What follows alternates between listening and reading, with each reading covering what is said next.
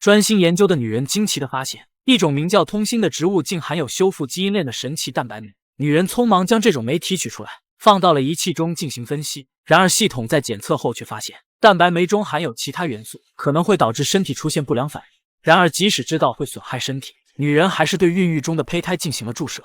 Ist wie der Verlust eines ganzen Dorfes. Dieser Vergleich entspricht der Wahrheit.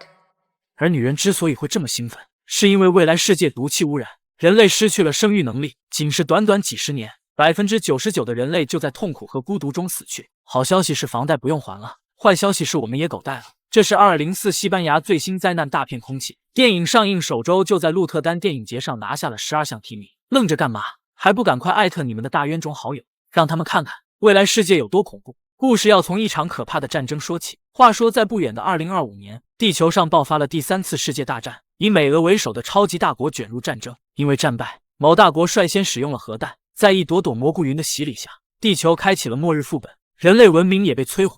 然而就在普通人忙着呐喊的时候，精英们却早已经乘坐飞船逃离了地球。等在核战中幸存的人反应过来，地球已经进入了福报时代。然而这还不是最糟糕的，人们惊奇地发现，在呼吸了被核辐射污染的空气后，人类竟然患上了不孕不育。因为物资缺乏，再加上无法繁育后代，人类种族很快进入了倒计时。我们的女主金姐是末日中为数不多的幸存者。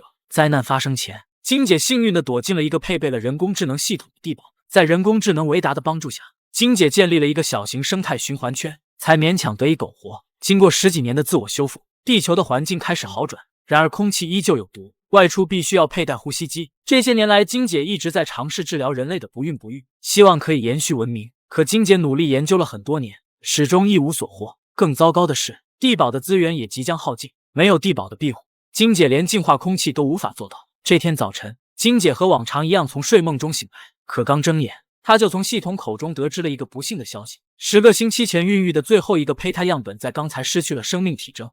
Ist wie der Verlust eines ganzen Dorfes. Dieser Vergleich entspricht der Wahrheit. Aber aufgrund von Energieschwankungen ist es mir unmöglich, die Unversehrtheit der künstlichen Gebärmutter zu garantieren. Wir müssen das Projekt abbrechen. Es verbraucht viel zu wertvolle Ressourcen. 看着仪器中的胚胎，金姐陷入了绝望。这意味着她半年的努力都白费。而导致胚胎死亡的原因是因为 DNA 链条遭到辐射冲击断裂，无法让胚胎继续生长。系统提议终止实验，将仅剩的资源用来维持金姐的生存。可金姐却不想这样放弃，她来到实验室，想要寻找修复 DNA 的办法。然而实验了几十种植物，金姐都没有任何收获。就在她要放弃的时候，一种名叫通草的植物突然有了反应。这种植物中的一种蛋白酶竟然可以修复受损的 DNA， 但这种蛋白酶中存在其他元素，需要进行剔除。看到结果，金姐匆忙提取了这种酶，她迫不及待将其注入了新的胚胎。就在金姐满怀期待的等待结果的时候，维达却发出警告，避难所的通风设备发生了故障，如果10分钟内不能修复故障，地堡的氧气将会耗尽。看到通知，金姐匆忙换好防护服，来到了地堡的出口。她娴熟地爬出地堡，来到了通风口。原来是因为风扇老旧，导致排气设备无法正常工作。金姐用棍子戳了几下，风扇成功启动。然而就在金姐要折返的时候，维达却再次发出警告。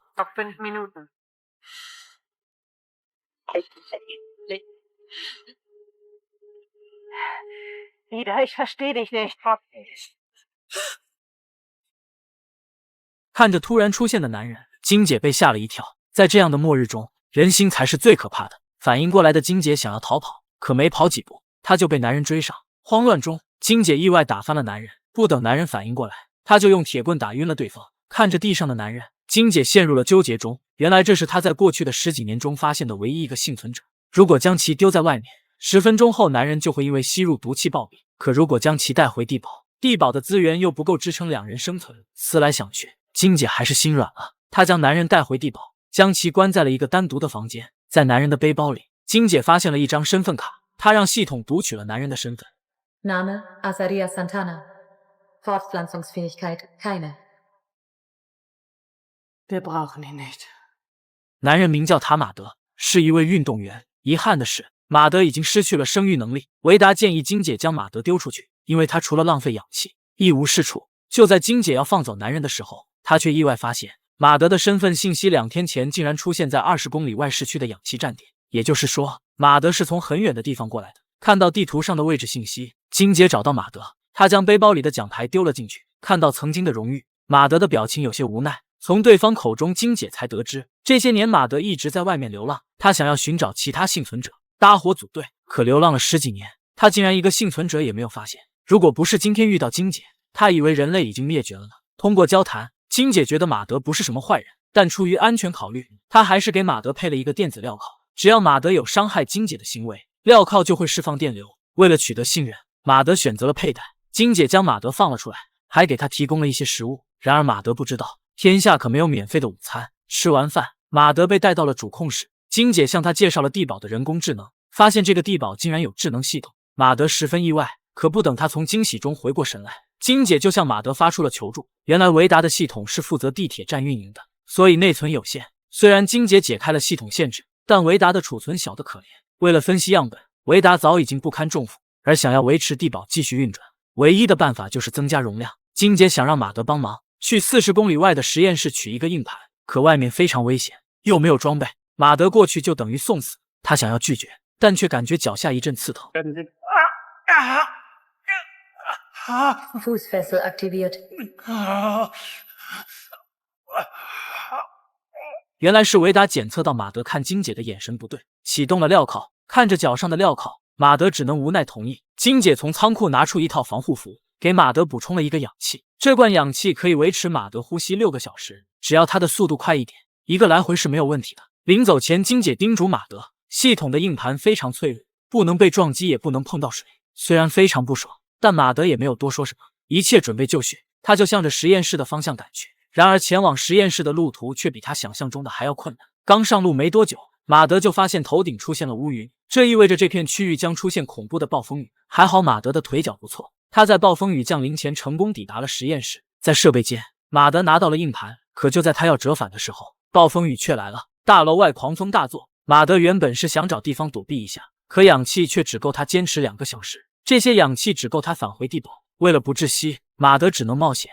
他在废墟中找到一些塑料布，弄了一个简易的雨衣。然而马德还是太低估这场暴风雨了，刚出来没多久，他就被暴风逼到了角落。没办法的马德只能找地方躲避，可暴风雨却始终没有停止的迹象。没多久，马德的氧气就即将耗尽，他到处寻找氧气站，想要补充氧气，可城里的站点早已经废弃。绝望的马德只能摘下了面罩，准备呼吸有毒的空气。可就在他摘下面罩的时候，却发现不远处有一具遗骸。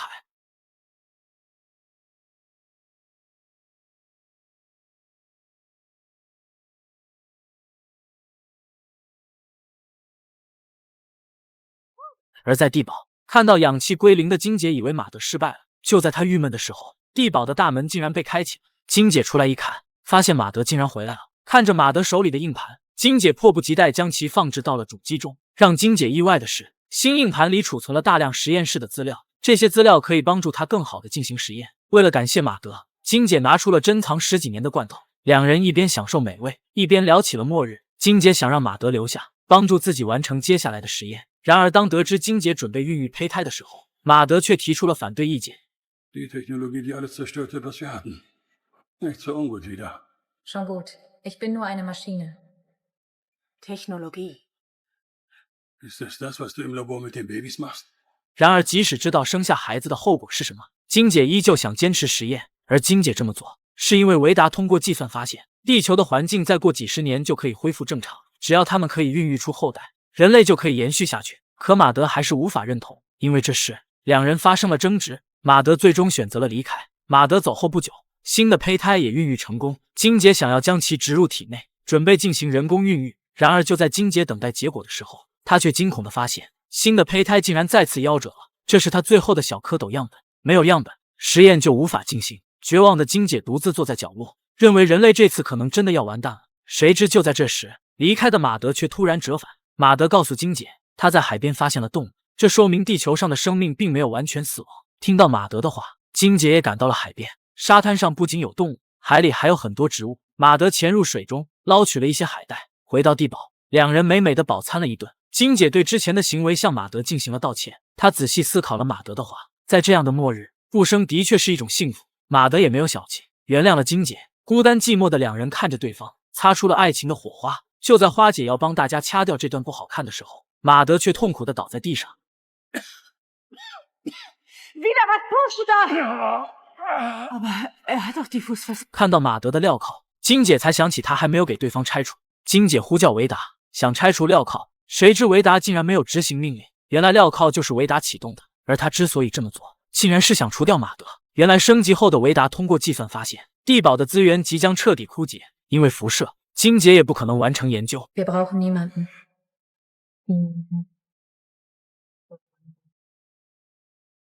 为了保证金姐可以活下去，维达启动了最后的维生模式，所有的资源将优先向金姐倾斜，马德自然成了第一个被清除的目标。金姐捡起了地上的砍刀，她威胁维达解除镣铐，否则她就选择自杀。原来金姐在重置系统的时候，在系统中写入了第一守则，系统要想尽一切办法保证金姐活下去，一旦自己死亡，系统就会永久关闭。发现金姐的生命数值正在快速降低，维达的系统开始出现混乱，最终他还是选择了金姐。恢复运作的维达觉得安全日志会影响自己的判断，为了避免这样的事情再次发生，维达决定重置自己的系统，删除所有的日志。但这样一来，维达就会忘记金姐。虽然很不舍，但维达还是遵守了第一守则。故事的最后，马德和金姐生活在了地堡中。为了寻找其他幸存者，马德将他们的位置广播了出去。也许听到广播的幸存者会向地堡靠拢，也许地球上已经没有幸存者了，但这一切都不重要了。